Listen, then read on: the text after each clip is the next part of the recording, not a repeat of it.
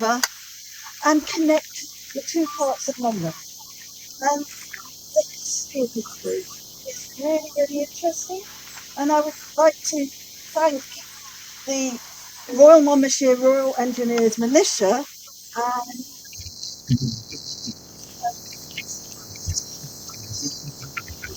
FM Colonel Little is going to tell us a bit of the history of the bridge, but also they've been doing the hard work of getting that bridge, along with our contractors, up and running. So special shout out to them. I could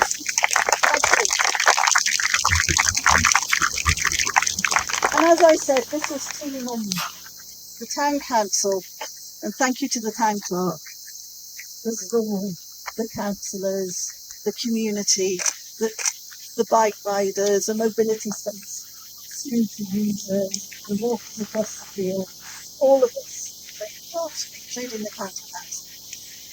I could spend all day listing the names, so I'm not going to, but I think we all recognise, and as when I lived in Cameroon, there was a term we always used to use when we were going to celebrate change, and that was clap for yourselves, people, clap for yourselves.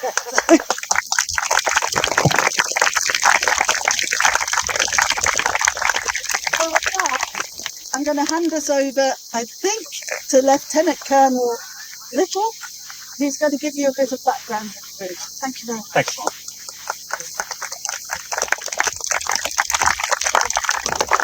Good morning, sirs, ma'ams, ladies and gentlemen, boys and girls. I'm glad to see you've all got your water bottles, staying hydrated. Well done, I've got mine. Firstly, I'd like to thank, on behalf of the UK Ministry of Defence, the Royal Reserve Forces and Cadets Association, the RFCA, who have actually undertaken this work. I have the privilege of being the commanding officer of the Royal Monmouthshire Royal Engineers Militia, based in the castle just up on the hill. We were formed in 1539 and have been part of the Monmouthshire community ever since, 487 years now. And next year we'll celebrate our 50th anniversary of being Combat Engineers Royal Engineers. The bridge symbolises the connection between Monmouthshire community and the military on this site. The regiment, so I'll talk a little bit about the significance of the bridge and its significance to our regiment. So we took permanent residence in the castle grounds in the 1850s before the regiment deployed to the Crimea, to the Ukraine, for an operational tour. And we had this site, which we call VAUXHALL Camp and Fulham, for the best part of 200 years now, as a training area. In 1905, it was necessary to improve access. So there was a bridge called White Bridge, which was constructed by the regiment, which is a wooden bridge on exactly the site where INGLIS Bridge is now. And in 1931, that was then upgraded to INGLIS Bridge, which remains here 95 years later, after several refurbishments. This is a really significant site, actually historically, in military engineering. So we're combat engineers. So my regiment is almost entirely populated by reservists. So we all have day jobs, and then when required, we go to war. And because we are the senior reserve regiment of the British Army, it means we're number one on the list. So we know we always go first, which is why in the Boer War in 1900, Vauxhall Fields were used as a railway site to practice railway movements and engineering. And that's why they had to improve the infrastructure of this area, and hence the need after World War I for the construction of INGLIS Bridge. Also of interest, and I don't know if people know this, but the playing fields here, the fields here used to be a race course. I think it was in 1912 or 1913. One of the first military flights landed here from Weymouth before the RAF had been formed, before the Royal Flying Corps had been formed. It was the Royal Engineers who pioneered military flying and landed on these very fields, and no doubt dragged it off over the bridge away. So, what is the significance of this bridge? It was designed and developed by a junior officer just around the outbreak of World War I. Charles Inglis was commissioned into the Royal Engineers from Cambridgeshire Officer Training Corps in 1909, and he had the idea of constructing bridges quickly using standard construction and tools, which could be simply erected within half a day by semi-skilled soldiers. So he pioneered the very first construction bridge for combat engineering, which is what the Inglis bridge design is. So there was Inglis bridge class 1, so that was the first version of it, which used different sized rods and sections, which got a bit confused when people were shooting at you and it's dark. So he simplifies that design into standard sections, which is what you're seeing here in the Mark II bridge, which was used extensively in World War I. There are only two of these bridges in existence in the UK. One is in Hampshire, which has a pipeline over it, but this is the only one which has pedestrians still going across it. So it's a Grade 2 bridge, which has real significant historical significance. The design was then used extensively for about 20 or 30 years, and then became Bailey bridges of World War II, of which our regiment constructed a Bailey bridge for the bridging of a Rapido under fire in Italy, which is quite a famous battle. And we still, as combat engineers, use a variant of this original genesis of bridge in the work that we do throughout the world. Our regiment served in Iraq, Afghanistan, and we currently have troops deployed on peacekeeping operations in Cyprus from our local community, and defending Eastern Europe in Estonia and the eastern states. So we still use these bridges and build them in combat in difficult conditions, but using the same principles that were pioneered by Sir Charles Inglis when this was originally constructed in 1931. It remains a very visible connection between our regiment and the community, and it is a pleasure to have been able to give you a little bit of historical background. Mark. Morning guys, alright, I'm Rob Morgan, I work for DT Contracting, the principal contractor on site. DT Contracting is incredibly proud to have successfully delivered the bridge refurbishment project on behalf of our client, the Reserve Forces and Cadet Association. It's been an extremely challenging and rewarding project, obviously due to the localised flooding in the area. We decided that we wouldn't carry out the works in situ, so we lifted off the bridge to carry the work out on the side instead. This meant full scaffold encapsulation. Obviously it's come with its challenges. Working collaboratively with the project team, the decision was made to lift the bridge from the abutment and complete the refurbishment work offline before reinstating it. Looking back, given the weather conditions experienced throughout the project, this proved to be the right decision. If not only removed from the flood risk, but also enabled the works to be completed safely, efficiently and to a high standard.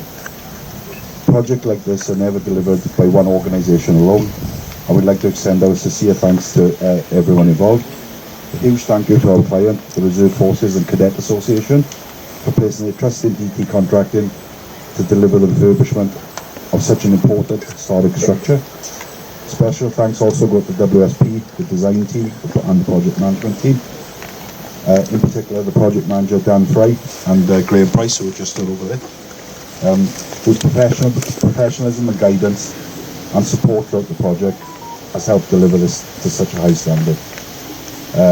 Also, our supply chain deserve a very honourable mention. Andy Smith and Dave Chapman from Centre Grade Engineering were heavily involved in the project from start to finish.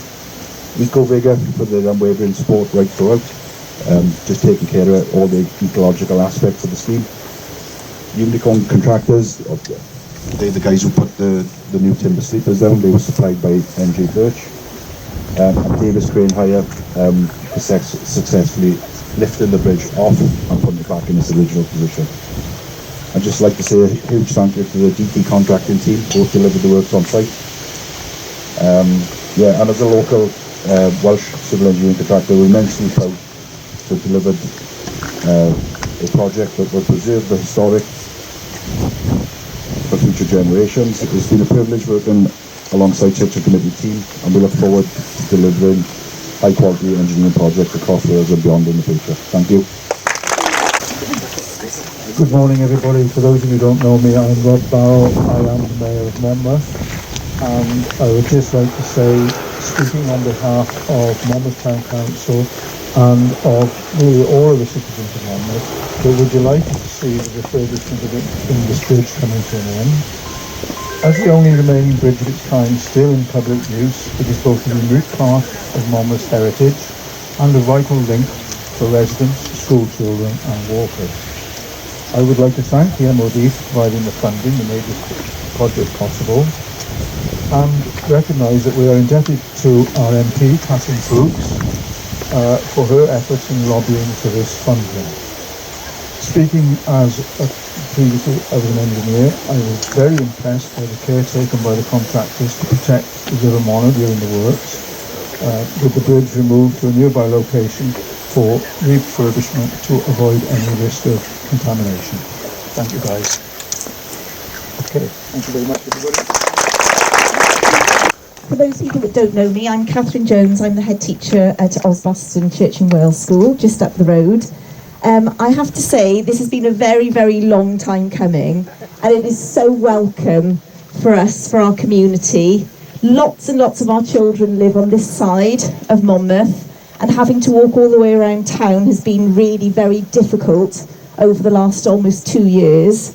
We've seen a real change in the way that our children are travelling to school. So many, many more children have had to come by car. And we're all about being eco-friendly and making sure that children are active.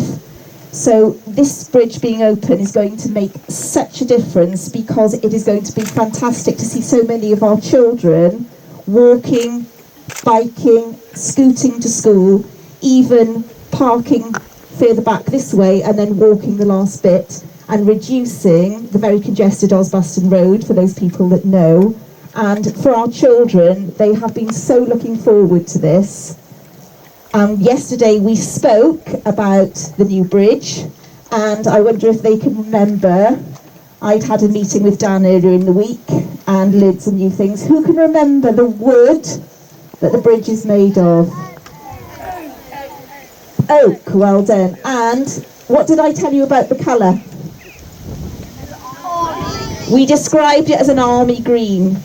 And I said how lovely I thought it was, and it looks so camouflaged amongst all of those lovely leaves there.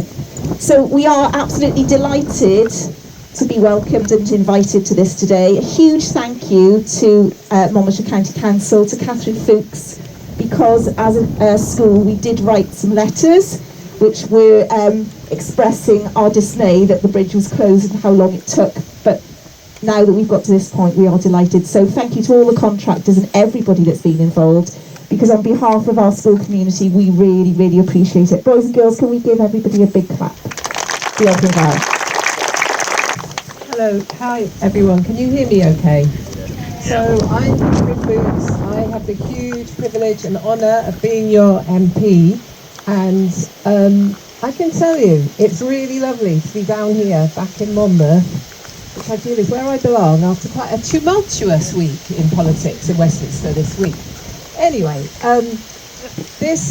this area, Vauxhall Fields, is so important to all of us. I know that. And from when I got elected, it's taken almost 2 years to campaign to get this bridge back open.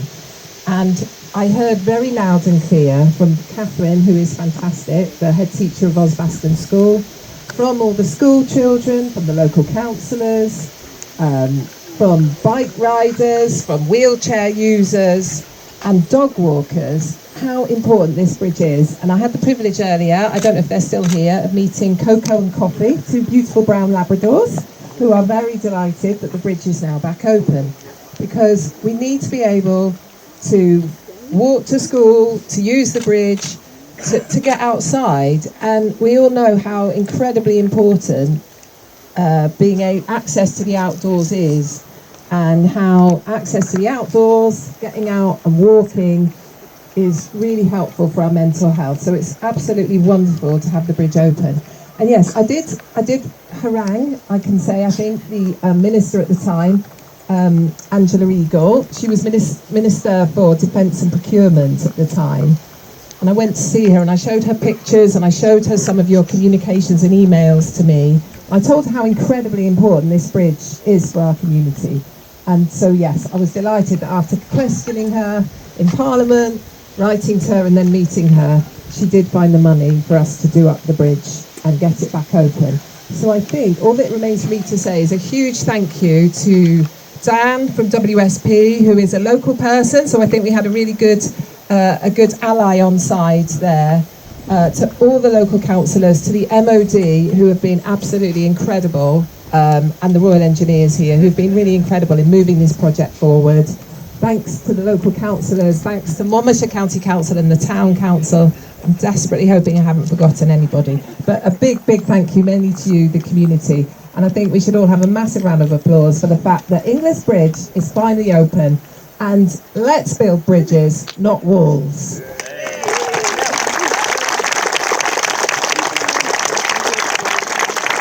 Go. Ready? 3, 2, 1.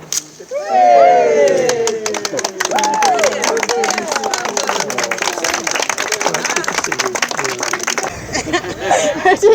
3, 2, 1.